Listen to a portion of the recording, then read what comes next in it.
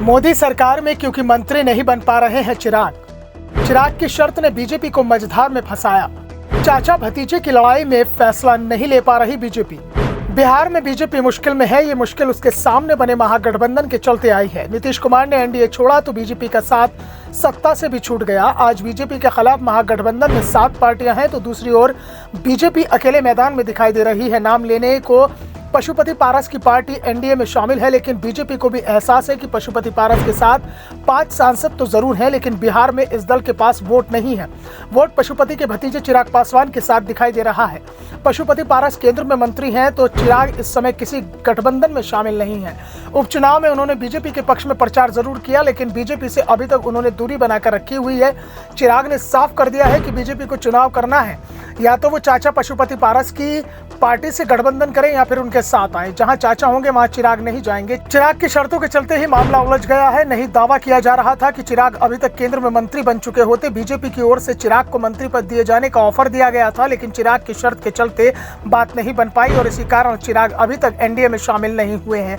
BJP लगातार चिराग को मनाने में जुटी है और इसी के चलते चिराग को Z श्रेणी की सुरक्षा भी दी गई है। दावा तो किया जा रहा है कि चिराग बीजेपी हाईकमान के संपर्क में है और चुनावों के ऐलान का इंतजार कर रहे हैं। दूसरी ओर आरजेडी नेता तेजस्वी यादव भी चिराग पर डोरे डाल रहे हैं, लेकिन परेशानी यह है कि चिराग उस गठबंधन में किसी कीमत में नहीं जाएंगे जहां नीतीश कुमार होंगे, क्योंकि चिराग नीतीश कुमार पर अपनी पार्टी को तोड़ने का आरोप पहले भी लगा चुके हैं। चिराग किसी भी कीमत पर पशुपति पारस के साथ मंच शेयर नहीं करना चाहते हैं, तो चाचा पशुपति भी चिराग का नाम सुनने को तैयार नहीं है।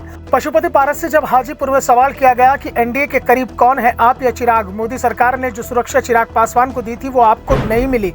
ये सवाल सुनते ही पारस को गुस्सा आ गया। मुझे Z सुरक्षा की जरूरत नहीं है, जिम्मेदारी मिली है जनता की सेवा करने की। अगर सेवा में कमी होगी तो जनता के बीच शिकायत पहुंचेगी और अगर किसी नेता को सुरक्षा और सिक्योरिटी की चिंता है तो उन नेताओं के लिए वो जी का जंजाल होता है। सुरक्षा और सिक्योरिटी इंदिरा गांधी के घर पर भी थी, लेकिन उनकी जान ले ली गई। सुरक्षा एक दिखावा है, इसका कोई मतलब नहीं है। पशुपति ने कहा कि वो एनडीए में है और एनडीए में रहेंगे। बीच में कुछ लोग हैं जो आते जाते रहते हैं, आगे भी लोग आएंगे और चले जाएंगे। इशारा सीधे सीधे चिराग पासवान की ओर था। पशुपति ने खुलकर भतीजे का नाम तो नहीं लिया, वैसे सार्वजनिक रूप से वो कह चुके हैं कि चिराग अब उनका भतीजा नहीं है।